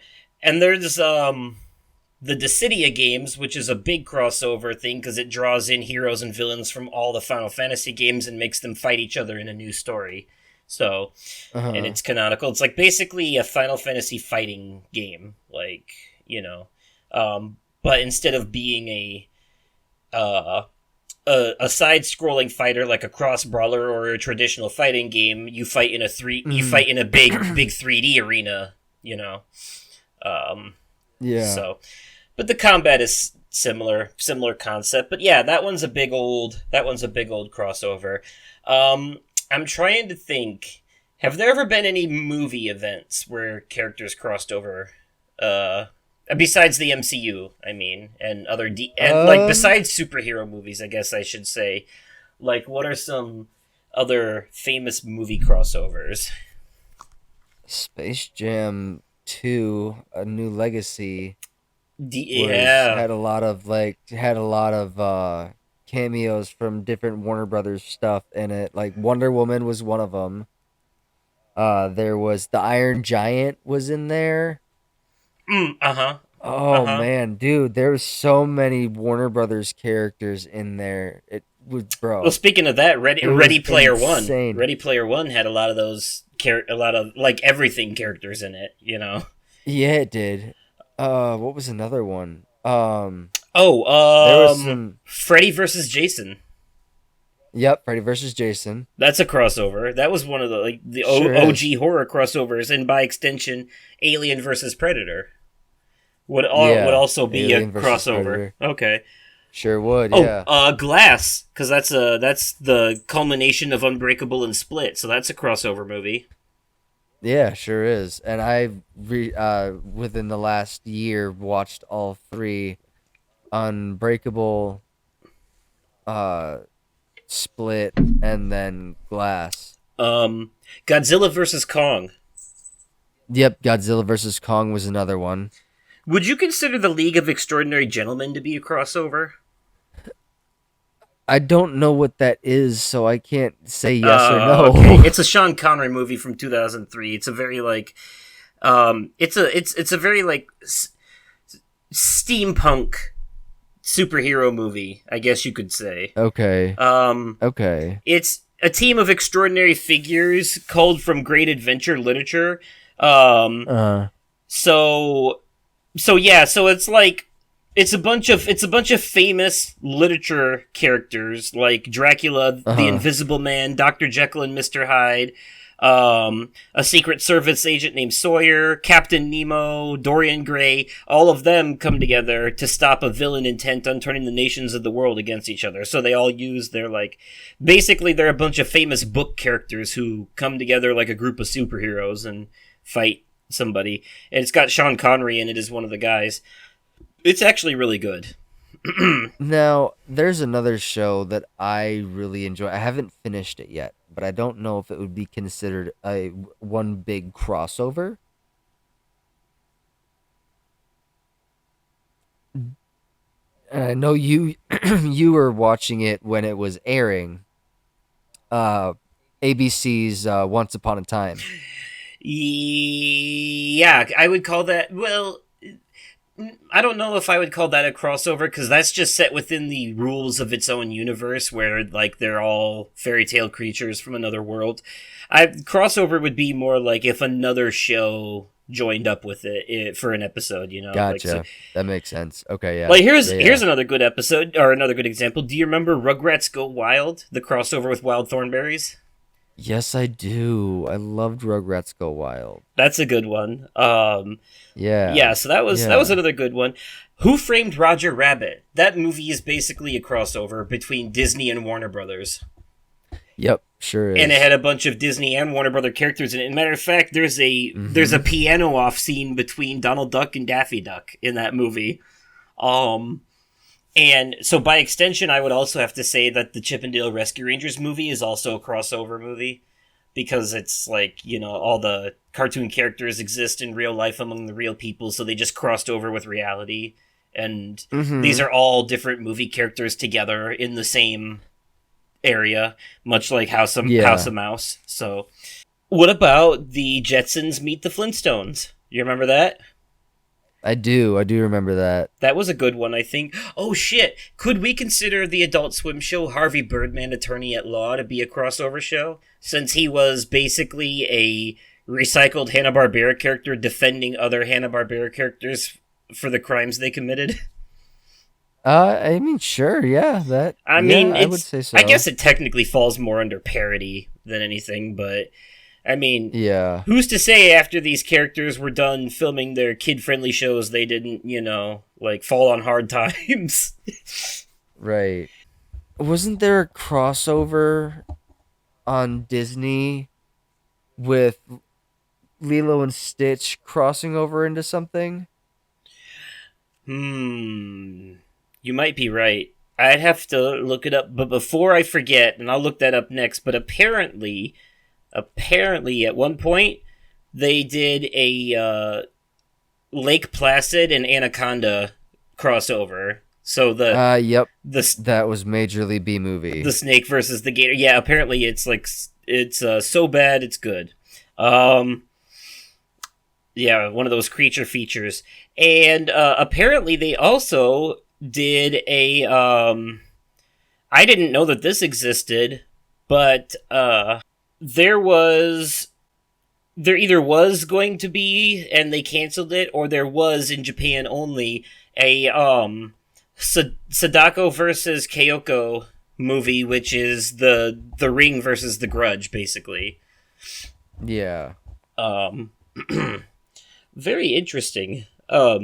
So Lilo and Stitch has actually had several crossover episodes. The animate Okay. the Lilo and Stitch animated series. Yeah, the Lilo and Stitch animated series had crossovers with 4 other shows from the Disney Channel as well. All of them were in season 2. Okay. In season 2, episode 13, they crossed over with American Dragon Jake Long. In episode 14, they crossed over with the Proud Family. In episode 20, they crossed over with Kim Possible. And in episode 20, Jesus fuck. In episode 21, they crossed over with Recess. Fucking bet. I need to go back and watch those. Yeah. Yep, I need to go back and watch those. I'm looking at pictures. I love all those shows. I'm looking at pictures of it now. Like there's the kids from Recess were definitely in an episode. Like Recess was this is another really good one of my favorites. featuring prominently. Yeah, those shows all make sense for crossovers. Yeah. Would you consider Shrek to be a sort of crossover franchise, bringing all the fairy tale characters together, or is that more parody? I would say more parody because they're not like I don't know. Maybe I don't know. That's a toughie. That's a tough one. Okay. Well, I would say, well, obviously we can't talk about crossovers. We already talked about Kingdom Hearts and Final Fantasy, but we can't get away with this without talking about, obviously, Smash Brothers and PlayStation All-Stars. Oh, absolutely. Because they are obviously crossover games that bring characters from all these different franchises together to kick each other's asses. Yeah. But, like, I mean, what can we say about those two franchises that we haven't already said a million times around here, you know? Right, yeah. No, my go-to while playing PlayStation All-Stars Battle Royale was Kratos. He was my go-to. Right. There have been other video game crossovers though, that are worth mentioning. Another good one. Another good one was a Super Smash Brothers on the Nintendo. Yeah, we just said that with PlayStation All Stars. They're the same thing, basically. Yeah, pretty much. Yeah. But fighting games get this a lot in the vein of downloadable characters. Soul Calibur, for example, I think it was Soul Calibur either 4 or 6, but the PS3 version had Darth Vader as a playable character, and the Xbox 360 version had Yoda as a playable character. So Mortal Kombat did that a lot too. Mortal Kombat 9 had Freddy Krueger. Yes. Mortal Kombat 10 had Jason Voorhees. So many characters, actually. There was like Predator and Alien, the Xenomorph. Yep. There was Jason was in one of them. Jason, yeah, he was in Leather Mortal Kombat 10. Leatherface, RoboCop. Yep. Joker was in Mortal Kombat 11. In fact, yeah, I just noticed, and that's a with, carryover from Injustice: Gods Among Us because it's the same developer. Yes. Yeah, and then the Terminator was also in Mortal Kombat 11. And I just saw that the first DLC character being added to the new Mortal Kombat is Omni-Man from Invincible, the animated show on Disney, or on, not Disney, on Amazon Prime Video. And there's also Homelander from The Boys is going to be in the new Mortal Kombat game. Which makes sense, because now people can live out their dream of Homelander versus Omni-Man. And not only that, but, like, basically, if you like The Boys, Invincible's basically an animated version of The Boys. Like, it's very, like, you can't like The Boys and not also like Invincible. They're more or less the same show. Like, if you... Wasn't Invincible the very, very first Hulu original series? No, it's on Prime. Okay. Let's see here. Monster Hunter has crossed over with The Witcher before. Oh, Marvel vs. Capcom. Duh. That's a big crossover franchise. You know. Sure is. Marvel characters and Capcom characters. Iron Man and Leon Kennedy beating the shit out of each other. I had a Marvel versus Mortal Kombat game for the PS3. Wasn't that Mortal Kombat versus DC Universe? Sure was. Mortal Kombat versus DC Universe. You're right. Yep. Wow. Mario and Sonic cross over all the time for their sports games. Don't they? They should. Yeah, they sure do. Mario and Sonic at the Olympic Games, at the Olympic Winter Games, at the who gives a shit anymore at this point? But yes, but I mean, on that note, you could also say that Mario games in and of themselves, like Party and Kart, have big crossovers because they bring in characters like Donkey Kong and shit, which are from their own franchises. You know. Yeah. Stuff like that too. So, let's see here. I guess if you want to get technical when it comes to crossovers, and not just video games, but like everything, Fortnite technically exists at the center of all crossovers. It is canonically based in the lore of the game's universe. It is the center of all reality, which is how they're able to explain bringing all these characters in as different skins. They're basically Okay. drawn in from their own universes. Gameplay wise, it can actually be fun when people aren't being tryhards, but it is Yeah. but it is, for me, because of the way I like to play things, mostly fun to play by myself so that I can sneak around and let everyone else kill each other until there's only like 3 of us left, and then kind of Yeah. come out from there, the coward's way. Yeah. It works, though. I've come out on top numerous times doing it that way. So, Right. is it cheap? Yes. Do I care? Nope. Yeah, so yeah, there have been some interesting, so think about like marketing too, right? That have been like, there have been video game crossovers or just like other things that have crossed over where it's been like just like for weird marketing reasons, and you're like, whose bright idea was it to shove this shit in here? Yeah. I'm trying to think. Well, like I said, a good example would be the Final Fantasy 15 with the cup noodles thing. That was weird. But like, yeah, I would be here all day if I tried to list all the shit that's ever been in Fortnite, but like, they've had a lot of things. Star Wars is back again. Now they're doing Alan Wake. Like, it's a lot of good. Oh, that's actually a good one. Alan Wake crosses over with Control in a DLC for Control called the Alan Wake expansion. Okay. And those games take place in the same connected universe as well, so that makes sense. If you want to get technical, Dead by Daylight. Yes, Dead by That's Daylight. another really big one. A big like yeah, Dead by Daylight is like a big horror crossover thing. I'm trying to think. I thought Resident Evil did a crossover with something at one point, but I think you might be right. At least I think I remember at least seeing something about it. Well, there have been things where Resident Evil stuff shows up in other games. Like Resident Evil stuff has shown up in Fortnite, Dead by Daylight, The Division 2, Smash Bros. Yeah. Smash Bros. Ultimate is like a spirit sticker. PUBG, Dead Rising, and Left 4 Dead 2. Okay. A lot of zombie games, which makes sense, Yeah. But yeah, they've crossed over in those ways. Wasn't there a crossover with the Timon and Pumbaa show on Disney? With what? I don't remember. I don't remember either. I feel like you're right, but I don't remember either. Oh, I will say, back when Sleepy Hollow was still a show on Fox, they did a crossover with Bones one time. Oh, I nice. do remember that. Yeah, because I remember watching that. Because I had to watch both, because I watched Sleepy Hollow actively, but I didn't watch Bones, so I had to watch both episodes for that. Makes sense. Yes. Let's see. X-Files did a crossover with Cops one time, I think.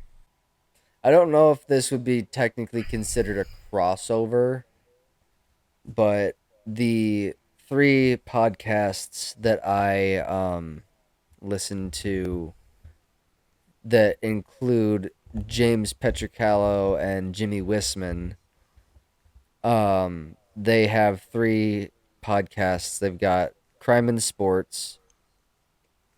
They've also got Small Town Murder and Your Stupid Opinions, and they reference each other. They reference the other podcasts in the episodes of basically just to make announcements for like the next like bonus episode for their Patreon, which I ended up getting their Patreon just to hear my name horribly mispronounced at the end of the full length episodes. Of course. I'm seeing here that Arthur once did a crossover with Mr. Rogers. There was an animated version of Mr. Rogers in an episode of Arthur. Okay. Let's see. Full House crossover with Step by Step. Okay. at one point. Yeah, and I already mentioned the Flintstones and the Jetsons. There was a crossover, two Netflix shows crossed over. Mr. Iglesias, with Gabriel Iglesias crossed over with the Big show. Okay. That was a really cool. That was a one-off. Oh. That was a one-off thing that they did, and it was really cool. Cause So that's an example of Gabriel Iglesias is a huge WWE fan, and I'm guessing because the Big Show is a Netflix original show. Gabriel Iglesias, or even Paul White, also, or Paul White himself, the Big Show, may have suggested it. I don't know. But the fact that it even happened in the first place is cool all on its own. Yes. Here's a throwback to the black and white movies, 1943, Frankenstein Meets the Wolfman. Okay. Yeah, that was a bit of an OG right there. Wasn't there a crossover with iCarly at one point? iCarly crossed over with Drake and Josh, I think. But no, that's not possible because fucking Megan, played by Miranda Cosgrove, plays the role of Carly. I don't know. So I get you would be better prone to answer this than me, but wouldn't technically Jay and Silent Bob Strike Back be a crossover by combining Clerks, Mallrats, and Chasing Amy all together into one thing? Yeah, it's one big universe, but yes, it's a big crossover. Yeah, that's a universe all on its own. That's kind of what I figured. Yeah. Jay and Silent Bob Strike Back is like Jay and Silent Bob getting their own movie. Right. Yeah, I was surprised you didn't didn't mention that. I didn't even think about it, to be honest. I saw the Jay and Silent Bob reboot or remake or reboot, I think is what they called it, on Amazon Prime when it came out, and that was really fucking good. And then I actually bought a digital double feature that included Clerks 2 and Clerks 3. And Clerks 3, oh my god. If you've seen if you've seen Clerks 1 and 2, you'll understand why you'll need like a box of tissues when you're watching the third movie, cuz I'm not saying who, but they kill off one of the main protagonists. Okay. It's an emotional roller coaster, but it's still funny.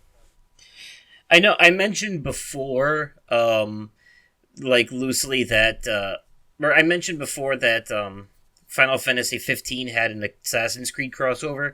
What I forgot to mention was that Assassin's Creed Origins also had a Final Fantasy 15 crossover. There was like a certain part on the map, if you investigated it while the event was happening, you would get to see a cutscene where Bahamut would come down and like it would summon the main villain from 15, who would like walk out of the pyramid all suave like and then disappear into the sky, but he would leave behind a sword and shield for you to pick up and equip to your assassin in that game. Then the sword and shield are based off of the sword and shield that Noctis use in Final Fantasy 15. So basically, you could have Final Fantasy weapons in an Assassin's Creed game if you wanted, if you got there during that event, which is kind of weird, but it worked. Okay. Yeah, it's not the first time that weapons from other franchises have made their way into games as jokes and Easter eggs and shit like that. So okay. Just fun little stuff like that. Yeah. Well, I know that there's probably a lot more crossovers out there that we haven't even touched, but I'm kind of running out of the ability to come up with them. And all the searches I do keep bringing up the same ones for the most part. So, okay, well, I think we can go ahead and wrap it up here then. Yeah, we covered a lot of crossovers. Yeah, we did. So, anyways, for those of you who are who are watching this on YouTube, let me know some of your favorite crossovers in the comments down below, and remember to leave a like if you enjoyed it. You know, follow us on the Spotify, leave a rating on Apple, and all that fun stuff. I, once again, have been Justin, aka Oversoul, and you can find me on the website formerly known as Twitter at Oversoul53, or on YouTube at Oversoul Gaming. And I have been your co-host, Nick, aka The Vaping Fiend, and you can find me on the website formerly known as Twitter at The Vaping Fiend. You can find me on the TikTok at the.vaping.fiend, and why not give me a follow on Twitch at The Vaping Fiend as well. I'm not on there very often, and I need to start broadcasting more when I get the chance, because I think that would really help my mental health and with what's been going on. But yeah, yeah, you can find me on all that stuff there. All right. Okay, well, that'll be it for this episode, folks. As always, thanks for tuning in, and we'll catch you in the next one. Good night, everybody. Bye.